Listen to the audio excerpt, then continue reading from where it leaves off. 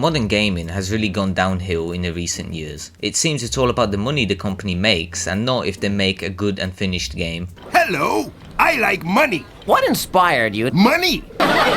Hell, Ubisoft doesn't even want their games to last anymore, and if you want my opinion, you shouldn't buy a game which won't exist in 10 years. No fucking way. But still, there are some great people out there that make games with the game being good in mind first, and not the monetization they can add and milk out of the game. Baldur's Gate 3 is the best example. I actually haven't played Baldur's Gate 3 yet, but I have eyes and I saw lots of videos on it, and I can tell you the game is worth every penny spent on it, and it doesn't have any microtransactions at all. Baldur's Gate 3 is what a massive team of talented and same vision focused people can achieve. Yet sometimes you get some absolute chads who spend years of their life developing a game by themselves and completely embarrass some massive companies whilst at it. Minecraft and Stardew Valley are probably the most popular games made by a single developer. If you enjoy pain whilst playing games, you might have heard of a game called Kenshi, which lets you live out your worst possible life if you want. But today I wanted to talk about a more relaxing game, a game that RimWorld players and Medieval Dynasty players can come together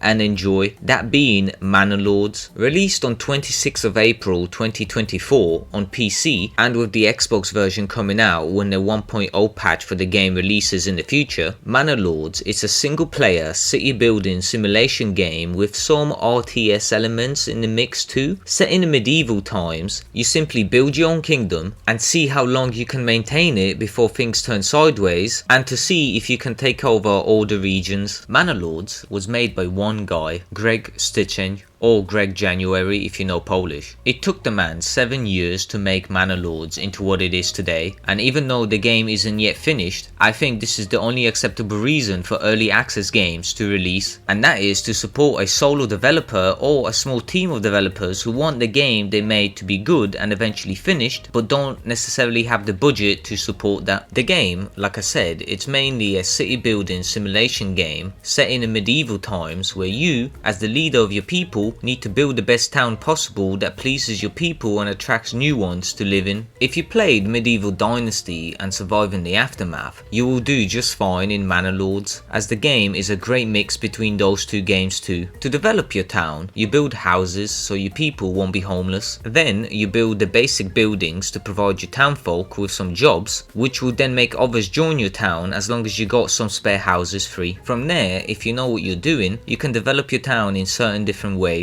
Using the skill points you obtain as your town grows, you can branch out into 4 different paths: hunting and foraging, farming, mining and armor production, and trading. And yeah, trading is the way to go, at least right now, so don't sleep on trading. You need to trade, fucking trade. But anyways, you can of course mix and match these perks, so you don't need to follow the paths fully, but those skill points eventually do run out, so make sure you're confident with the perks you choose for your town, because as of now, there's no re-rolling them. But even if you feel like you've chosen the wrong perks for your first town, don't worry, as you are able to use the influence you earn from defeating bandits to take over nearby regions and grow another town from fresh, with your other town being able to send over some supplies over time if needed. The RTS elements come into play when you're doing any combat in the game. Again, if you played anything similar to this combat, then you'll figure out very easily. The end goal of the game is to take over all the regions, but to do that, you'll need a lot of soldiers, which will come from your well-developed towns, or you can just hire mercenaries if you have the coin. You can also walk around your town, seeing everything up close, which is a nice touch to the game. You can't do much in this feature, but it's still nice. Maybe in the future it will serve some sort of role, like maybe you're able to give a town speech or something. Overall, the game has a lot of glitches which may occur for you, but it's still very understandable, as again, one guy made it. Unlike City Skylines 2, but if you enjoy a city building RTS game, then you should definitely give this game a go. Even in its state right now, it's up there for one of the best games in this genre, and once it's finished, I imagine the game will offer even more hours of gameplay on top of the hundreds of hours you can spend on the game already. I cannot wait to see this game at its full potential, and I'm sure with the popularity and very positive feedback the game is receiving, it's only a matter of time before we will get that. Of course, that may take longer than we all want it to, but games take time, and good games even longer time. Anyways, I just wanted to make this video to spread the little awareness that I can about this game, as being Polish, I feel like I should show off and praise a good game made by someone Polish. And if there's any chance that Greg sees this video, zajebistą grę zrobiłeś. But I hope you enjoyed the video and consider maybe playing Manor Lords because of it, or maybe you're already playing it and seeing how amazing the game is. Either way,